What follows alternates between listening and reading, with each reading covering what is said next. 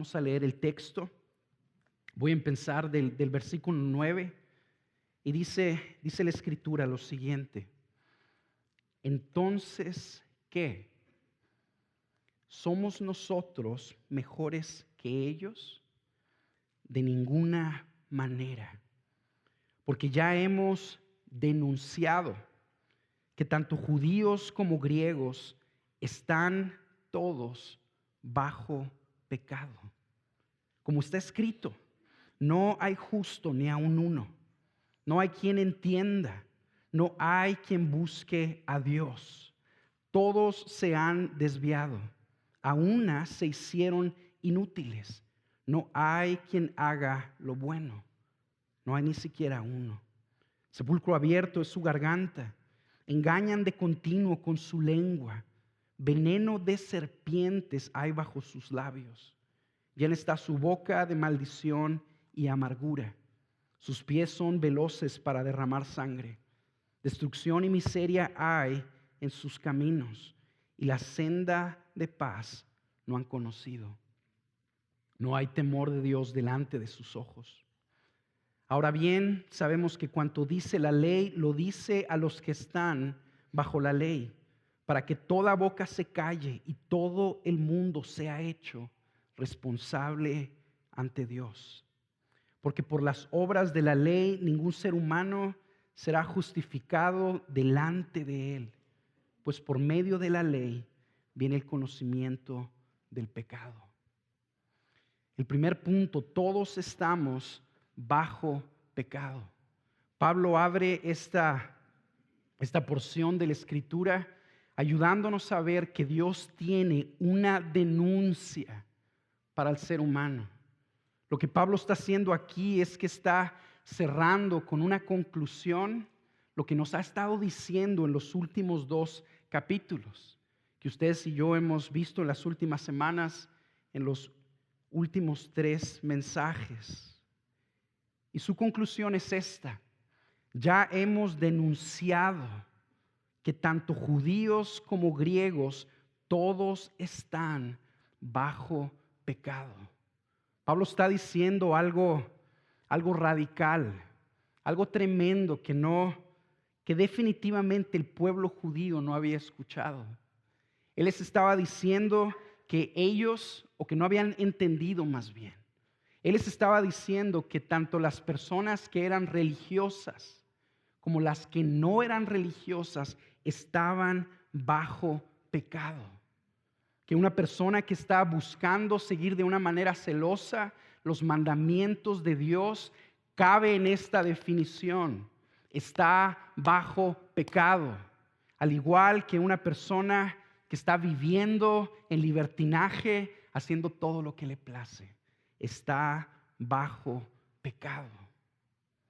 Está bajo pecado el líder de una organización como el LGBT, que luchan por los derechos de los homosexuales. Un líder de una organización así está bajo pecado. Pero también lo está el líder más moral de la religión que me pongas, está diciendo Pablo. También está bajo pecado. Quiero que veas cómo el apóstol Pablo está universalizando esta condición. Está diciendo que toda la humanidad está bajo este tirano que llama pecado. Todos están bajo pecado. Está generalizando y definitivamente está incluida no solo toda persona de la humanidad, toda persona que ha pisado la historia, toda persona que va a pisar la historia, sino estamos incluidos tú y yo. Estamos bajo pecado. El entender que el ser humano vive bajo pecado es mucho más que decir que simplemente peca. Lo que Pablo está haciendo es que está tratando de enseñarle a los romanos que ellos viven bajo el reinado del pecado.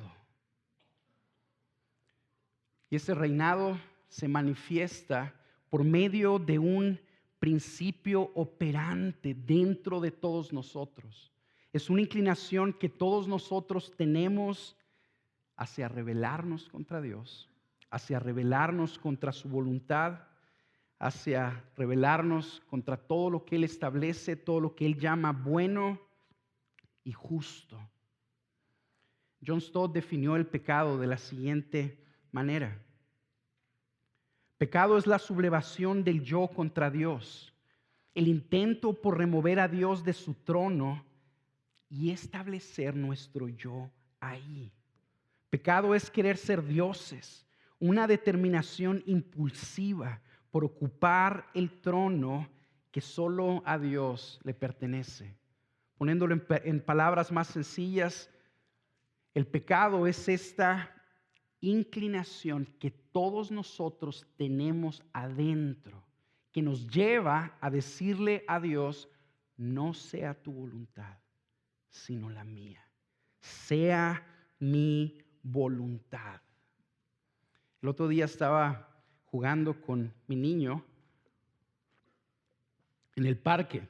Estábamos jugando con una pelota, la estábamos pateando, la estábamos aventando y estábamos pasando un buen tiempo. Todo estaba bien. Hasta que se hizo un poquito tarde y le dije que ya nos teníamos que ir a la casa. Entonces agarré la pelota, lo agarré de la mano y le dije: vámonos a la casa. Y mi niño tan lindo, tan tierno, su actitud empezó a cambiar. Ya no estaba tan sonriente. Ahora lo que estaba haciendo era que estaba gritando, estaba pataleando y estaba insistiendo que quería quedarse en el parque a jugar. En pocas palabras, estaba luchando conmigo y me estaba diciendo: Padre, no sea tu voluntad sino la mía. Y si tú y yo entendemos que nosotros como padres somos simple y sencillamente una ilustración de la autoridad delegada que Dios le da al ser humano, si yo me quito de en medio, lo que mi hijo está haciendo es que le está diciendo a Dios: no sea tu voluntad sino la mía. Ese principio opera en todos nosotros. El problema con nuestro pecado no está en lo que hacemos, no está en las acciones que cometemos, sino en lo que somos. Y esa es la denuncia que Dios está haciendo en estos versículos acerca de toda la raza humana. Todos están bajo pecado. El no entender esta diferencia, que el problema de un pecador no es lo que hace, sino lo que es, lleva a personas moralistas o religiosas buscando tratar por toda su vida cumplir con estándares morales, espirituales, con tal de ganarse la aceptación de Dios, tratando de decir que esta denuncia que Dios está haciendo no es válida para ellos.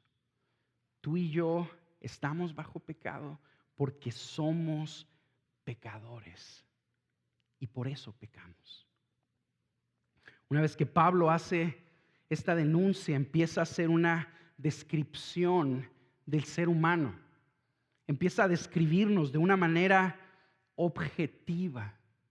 Si tú te acercas con un amigo tuyo a preguntarle: oye, ¿cómo me definirías a mí? Lo más probable es que te dé una descripción generosa. Si tú le preguntas a un enemigo tuyo que te dé una descripción de ti, lo más probable es que te dé una descripción no tan generosa. Si tú y yo le preguntamos a Dios quiénes somos y le pedimos que nos describa, Él nos da una definición objetiva. ¿Cómo ve Dios al hombre? ¿Cómo nos ve a ti y a mí? ¿Cómo ve a personas religiosas y a personas no religiosas? ¿Cómo ve y describe Dios a la persona que está viviendo para hacer su voluntad, siguiendo sus pasiones en una ilegalidad abierta. ¿Cómo la ve Dios y cómo la describe? Lo vamos a ver aquí. ¿Cómo ve Dios y cómo describe a una persona que está esforzándose todos los días por hacer lo correcto? Una persona devota a una religión. La descripción la vamos a ver aquí. Vamos a resumir esta descripción en 4 características.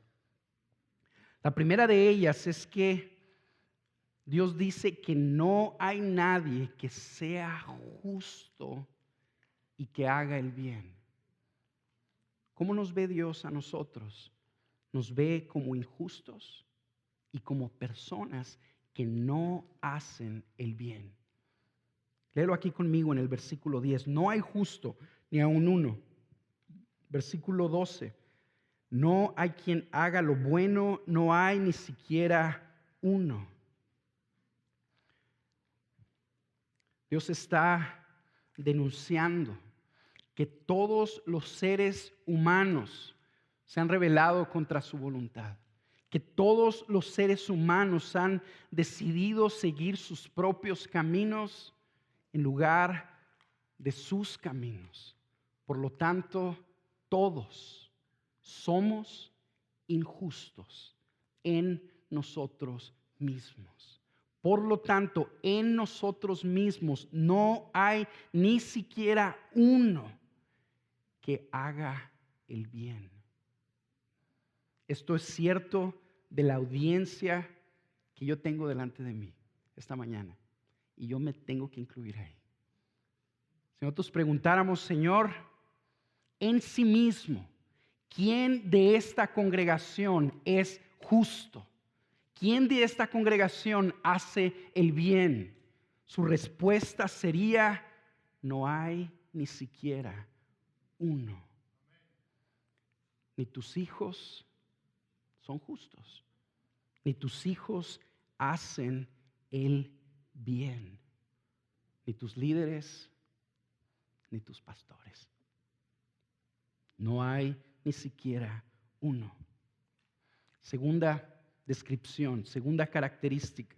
La vamos a enclaustrar en esta. No hay quien entienda, no hay quien busque a Dios y no hay quien tema a Dios. Esto está tremendo. Aquí está diciendo que no hay ningún ser humano que en sí mismo entienda la voluntad de Dios. El pecado nos ha corrompido a tal grado que ha afectado nuestra mente, nuestro entendimiento, de manera que nos ha hecho inservibles, por así ponerlo. Y en nosotros mismos no podemos entender quién es Dios y cuál es su voluntad para nosotros. Y no solo eso, sino que también está diciendo que no hay ni una persona que busque a Dios. Eso no está tan fácil de entender. Si tú y yo buscamos números y somos un poco generosos,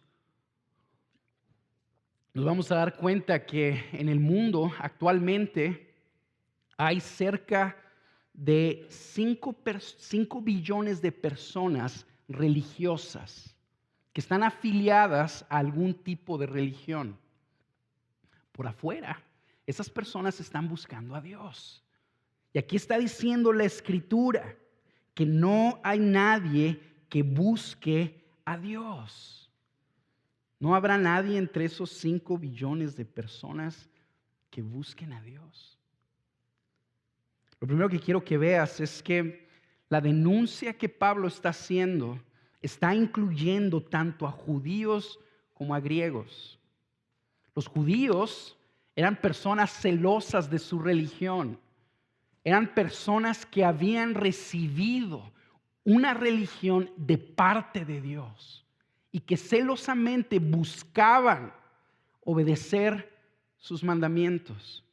El Señor está diciendo, aún entre ellos no hay ni siquiera uno que busque a Dios. No hay quien busque a Dios. ¿Cómo explicamos esta aparente contradicción? Podríamos resolverlo así. Cuando una persona aparentemente está buscando a Dios, en realidad está buscando su propio bien. Tú y yo nos acercamos a Dios y nos acercamos buscando que Él nos salve del infierno, buscando que Él intervenga en nuestras vidas y solucione nuestros problemas. ¿Qué es lo que estamos buscando? No estamos buscándolo a Él, estamos buscando el bien para nosotros mismos. Si un muchacho, si un joven se dice que enamora de una mujer millonaria y lo único que está buscando es el dinero de esa mujer, cuando este hombre va a tocarle la puerta para buscar cortejarla, ¿qué está buscando? ¿La está buscando a ella o está buscando lo que hay detrás de ella?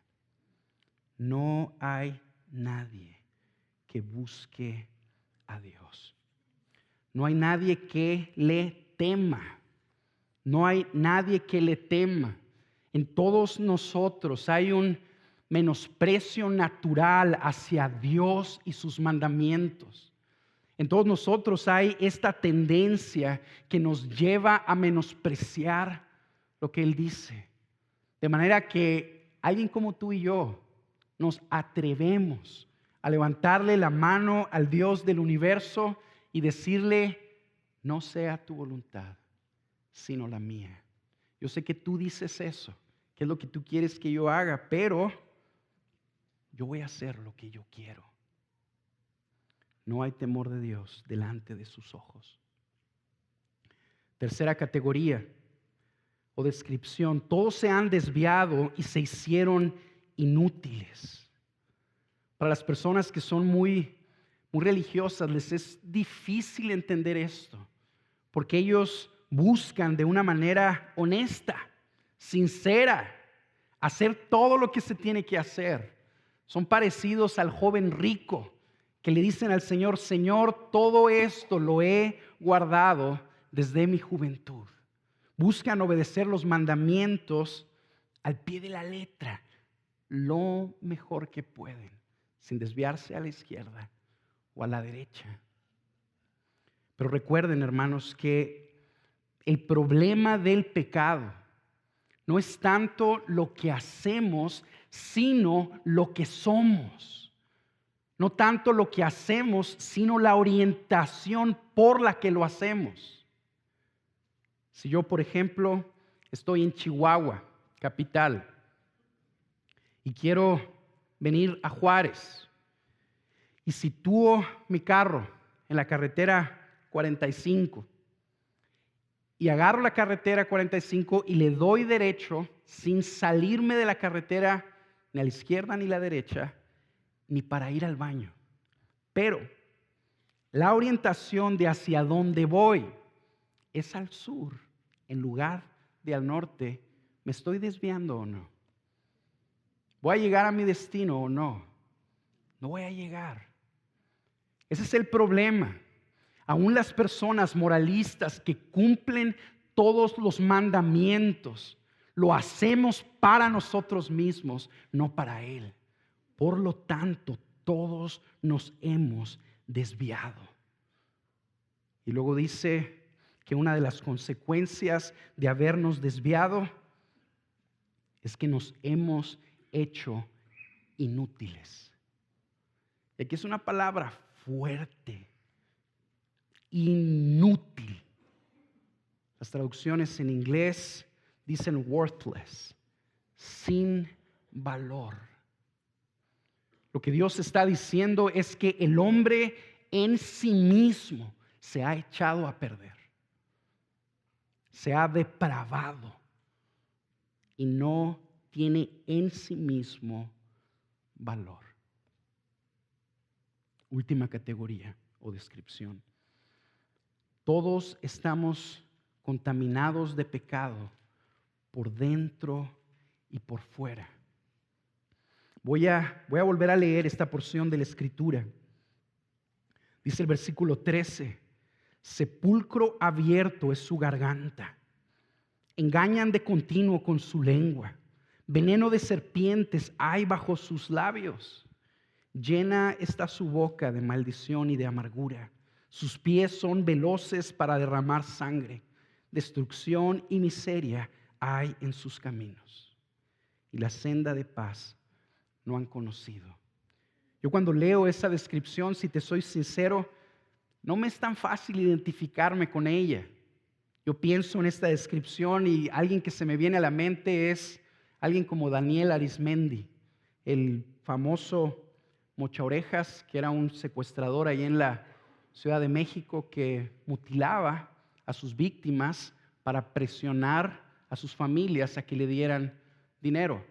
Yo, pensando en Arismendi, leo esta descripción y definitivamente digo, la garganta de ese hombre está llena de contaminación y de engaño y de infección. Continuamente está engañando.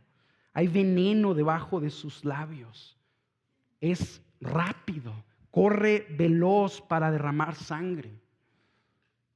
Yo creo que a lo mejor tú tampoco tendrías problema en encasillar un perfil de alguien como él en esta descripción. Pero quiero que recuerdes que Pablo está haciendo esta descripción, tanto de griegos como de judíos, de hombres liberales que viven en libertinaje, como de hombres religiosos que siguen todo al pie de la letra.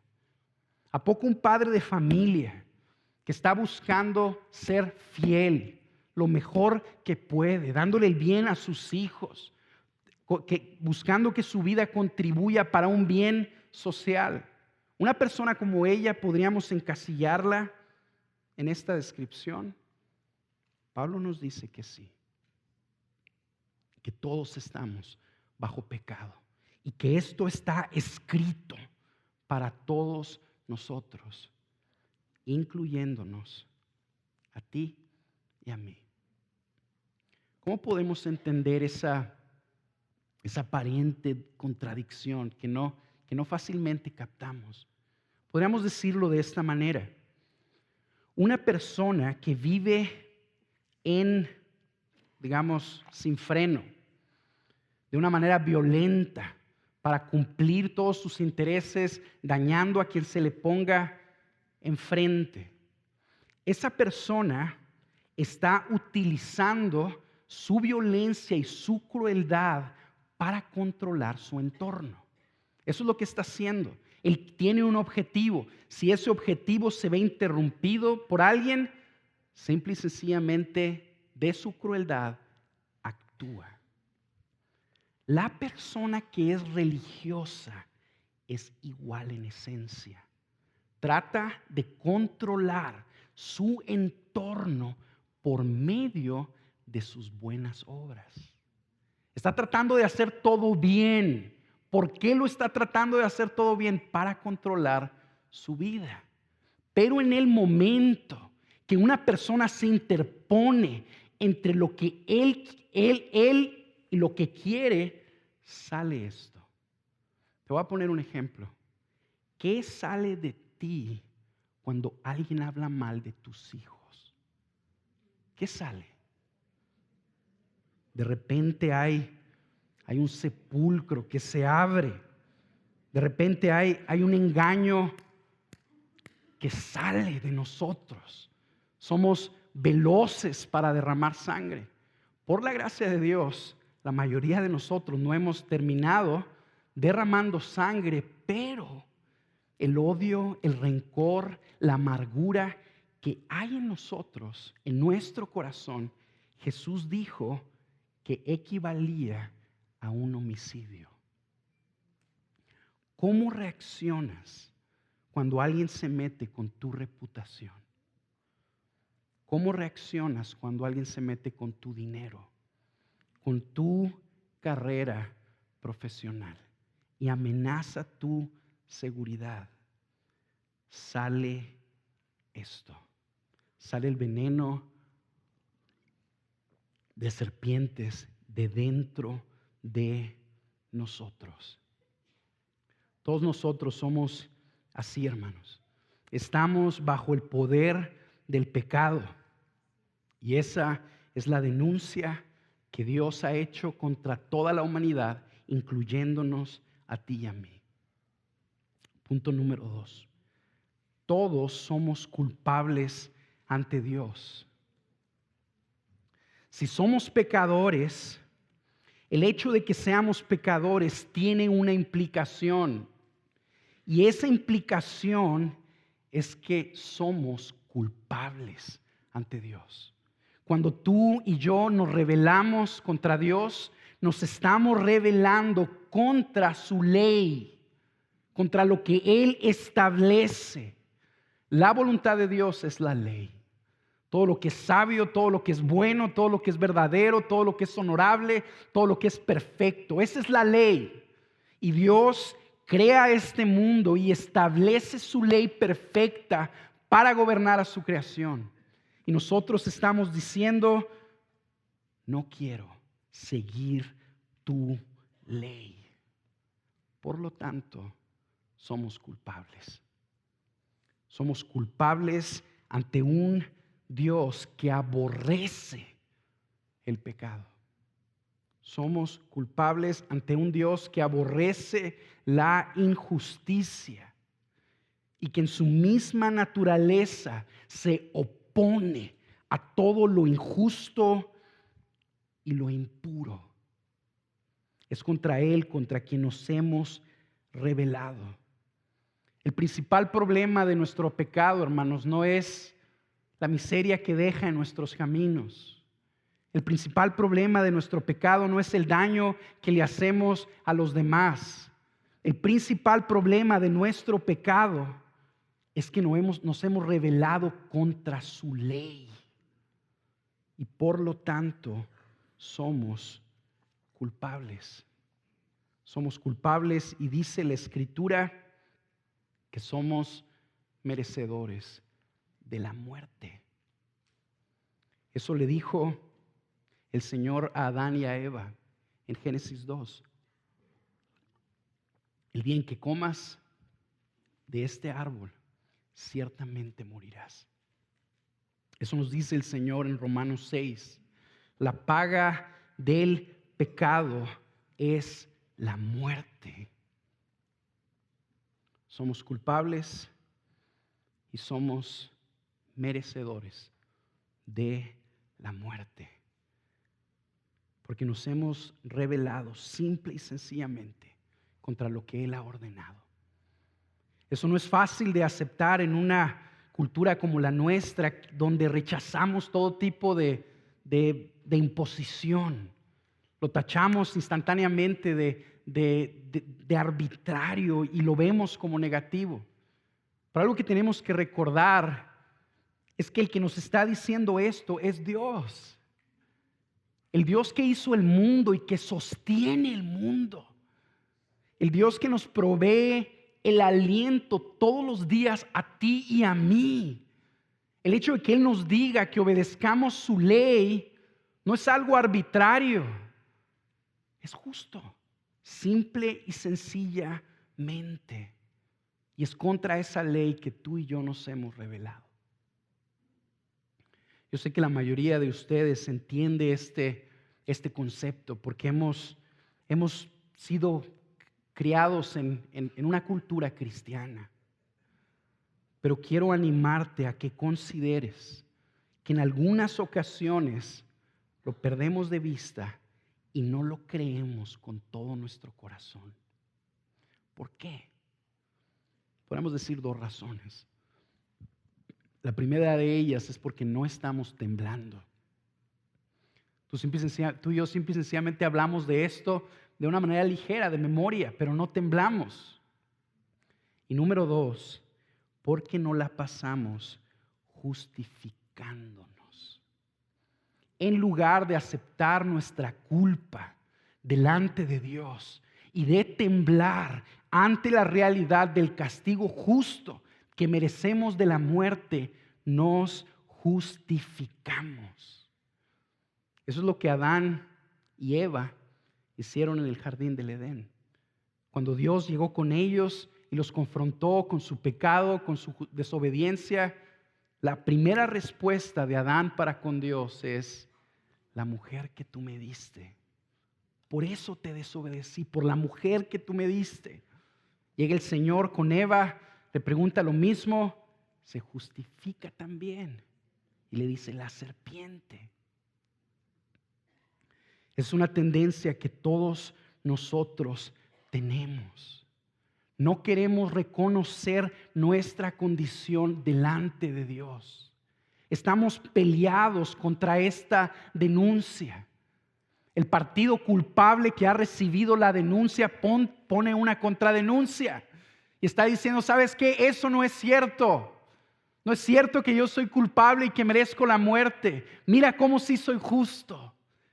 Eso lo hacemos continuamente y por ende no nos arrepentimos. Seguimos en nuestros propios caminos. Quiero aprovechar aquí para traer una palabra a algunos de ustedes que realmente se sienten estancados espiritualmente, que no está creciendo en ustedes un amor por Dios y su voluntad, y que quieren realmente. Quiero animarte a que consideres esto que Dios está diciendo aquí. ¿Está tu boca acaso llena de excusas o no? Fíjate lo que dice el versículo 19. Ahora bien, sabemos que cuanto la ley dice, lo dice a los que están bajo la ley, para que toda boca se calle y todo el mundo sea hecho responsable delante de Dios. Tú y yo no vamos a experimentar la gracia transformadora de Dios. Tú no vas a experimentar, tú y yo no vamos a experimentar la salvación de Dios si nuestra boca no se calla. Yo sé que es un poquito así como agresivo, pero es lo mejor que tú y yo podemos escuchar. Realmente necesitamos callarnos, hermanos, y decirle a Dios: es cierto, tú tienes la razón, yo no. Sí soy culpable, sí rompí tu ley, sí desobedecí tus mandamientos, sí seguí mi propia voluntad. Soy culpable, así como tú lo dices de mí. Y por lo tanto, merezco la muerte. Hasta que tu boca y la mía se callen, podremos experimentar la gracia transformadora del Señor. Punto número 3. Todos somos incapaces de salvarnos a nosotros mismos. En el último versículo, que es el versículo 20, Pablo probablemente expone lo más duro de lo que ha expuesto.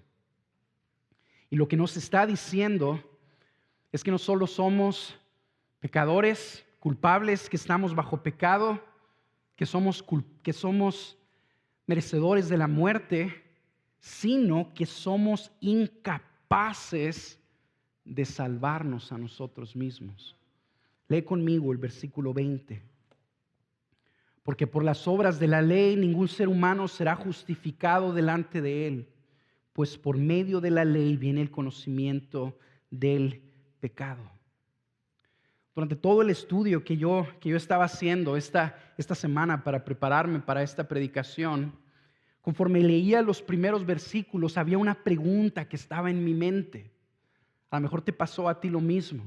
Yo estaba leyendo que dice el versículo 11 que no hay quien entienda. El versículo 10 que no hay justo ni aun uno. Yo decía, ok, esa es mi descripción actual. Eso es lo que Dios dice acerca de mí el día de hoy.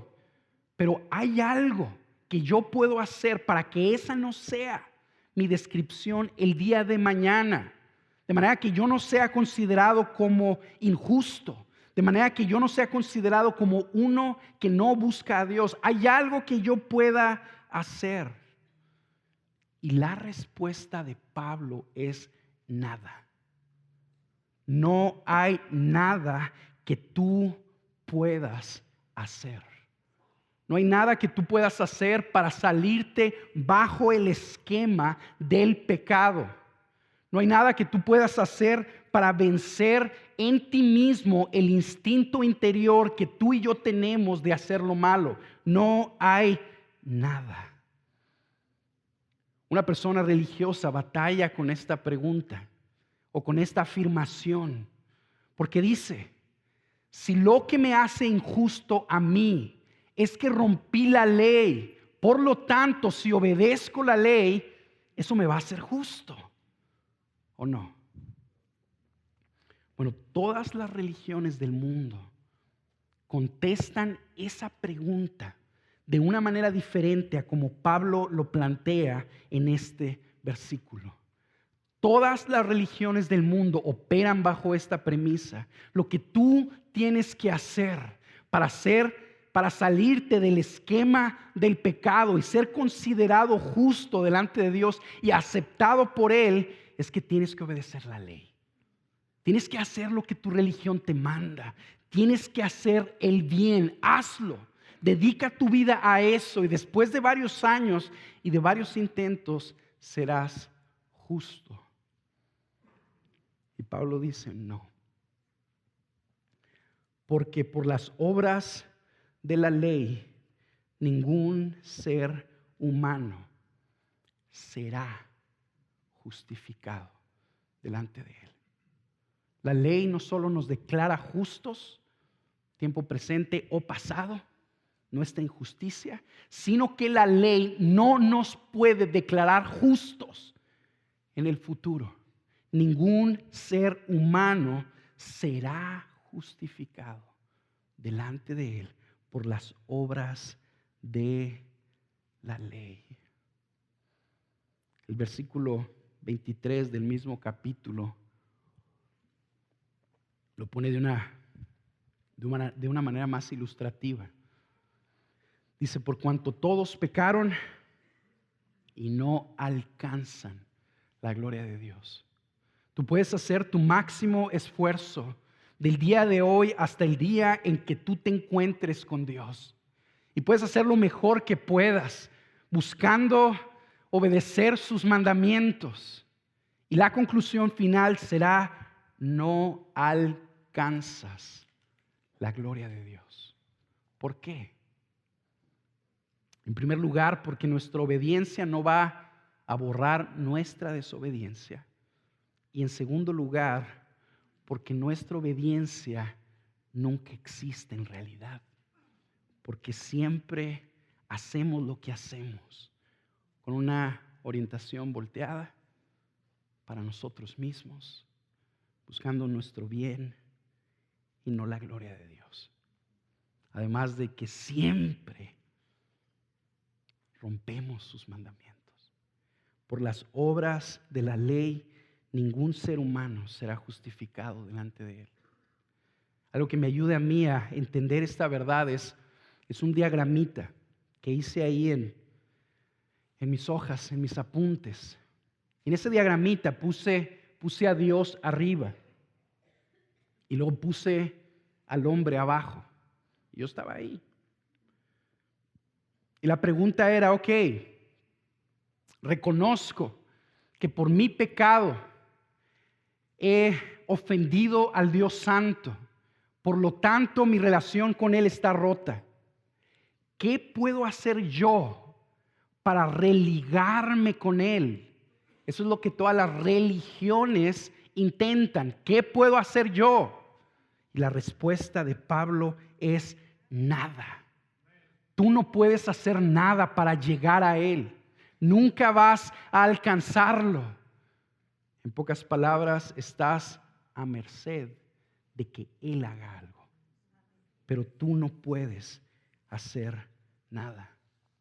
Un ejemplo que me ha servido también a entender esto,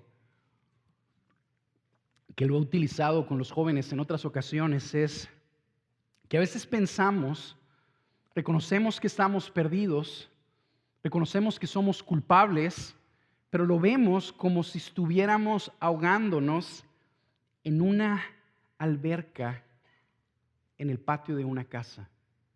Y ahí estás tú, ahogándote en un problema, en una alberca. Es un grave problema, pero la orilla está a unos metros. Entonces, por más que estés ahí batallando, tú puedes hacer algo para llegar a la orilla. Y así es como vemos nuestra condición y la salvación. Es cierto que estoy perdido, pero solo tengo que hacer esto para ser salvo. Y más bien una ilustración, una fotografía más clara a esta descripción que Pablo está haciendo aquí, es como si tú y yo nos estuviéramos ahogando en medio del océano Pacífico. Imagínate que estás ahí, sin comida, sin ayuda, sin barco, sin provisiones, sin nada. Te estás ahogando en medio del océano Pacífico. Por más que tú te esfuerces por llegar a la orilla, aun si nadaras por meses, día y noche, si fuera posible, sin comida, no vas a llegar a la orilla. En pocas palabras, estás perdido. Estás perdido. Nosotros como cristianos, muchas veces amortiguamos el peso de esto porque creemos que tenemos la fórmula. Y tú y yo decimos, pues sí, eso es cierto, pero yo ya tengo el ABC. Solo tengo que aceptar a Jesús como mi Salvador y listo. Si esa es tu actitud, quiero animarte a que consideres que no has entendido el peso de esto. Tú y yo no podemos hacer nada. Estamos en nosotros mismos perdidos. Y hasta que tú lo entiendas, vas a experimentar la gracia de Dios. A veces cristianizamos nuestras respuestas religiosas a cómo contradecir lo que Pablo está diciendo aquí.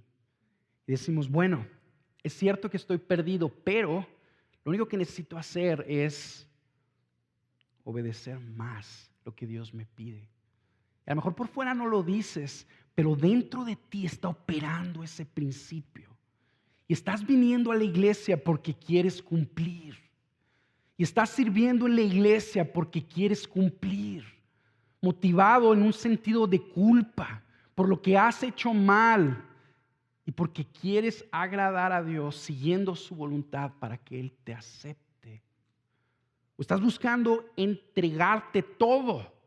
Estás diciendo, pues seguramente lo que me falta es entregarle esta área de mi vida.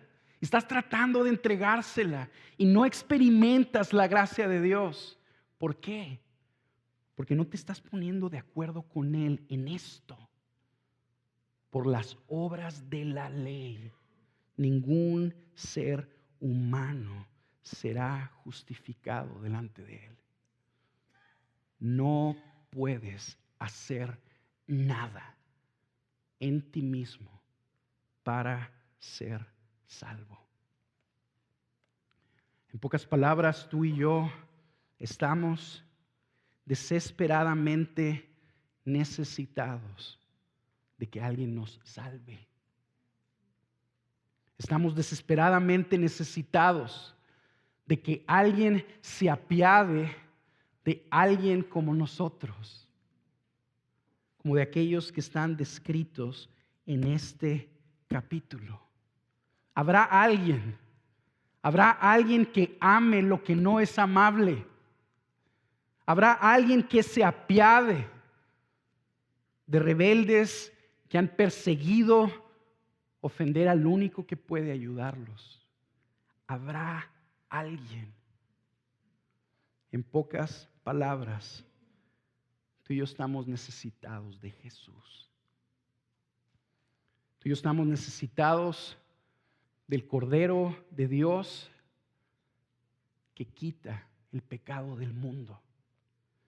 Tú y yo estamos necesitados del Hijo de Dios que vino a salvar a los injustos, que vino por amor a entregar su vida por alguien como tú y como yo, por alguien como quien está descrito en este pasaje.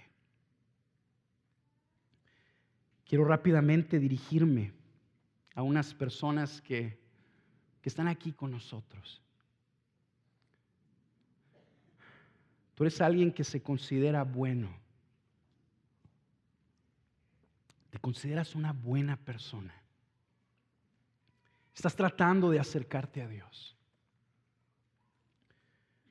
Quiero animarte a que, de nuevo, abraces el hecho de lo que Dios nos está dando en este capítulo. Y nos está diciendo que en efecto, tú y yo no somos buenos.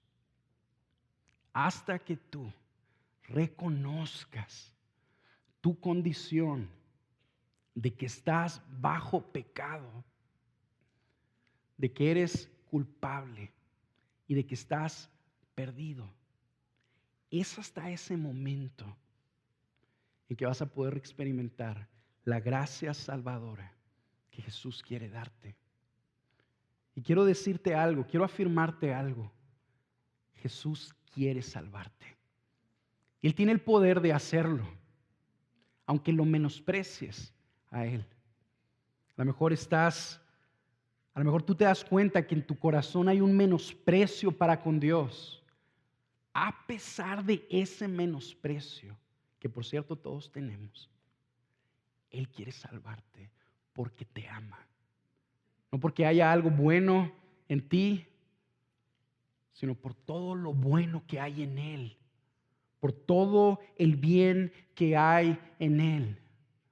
Yo quiero simple y sencillamente animarte a que dejes tus excusas. Si me dejas, por favor, decirte lo que el texto dice, que cierres tu boca y que le digas: sálvame, sálvame, Jesús, sálvame. Ten misericordia de mí, que soy pecador. Y Él te va a salvar. Es fiel y poderoso para hacerlo. Necesitamos reconocer nuestra condición delante de Él para experimentar toda la gracia que hay en Él. El otro grupo de personas al que quiero dirigirme es aquellos de ustedes que han experimentado el milagro de la salvación y que en ustedes hay algo foráneo y que está el Espíritu de Dios produciendo algo en ustedes que no nace de ustedes. Y es un deseo de agradar a Dios, es un deseo de buscar a Dios, es un temor a Dios que no proviene de ti. Quiero animarte a que te des cuenta de esto. No eres tú el que está produciendo eso. Eso es lo que somos tú y yo. Si eso está sucediendo en ti, es por una simple y sencilla razón. Él se apiadó de ti. El partido ofendido intervino a salvar al que lo ofendió. Y una última consideración que quiero someterte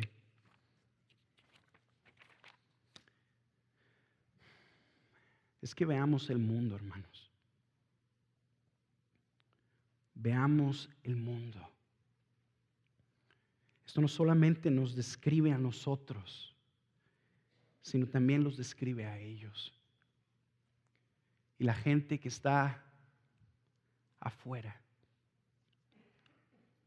que no están invocando el nombre de Jesús, están perdidos.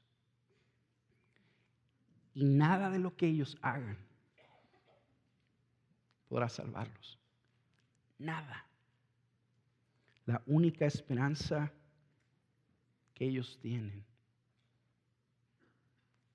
es conocer el nombre de Jesús. El nombre que ha hecho toda la diferencia en las vidas de muchos de nosotros y que puede hacer la diferencia en todos nosotros. Vamos a orar.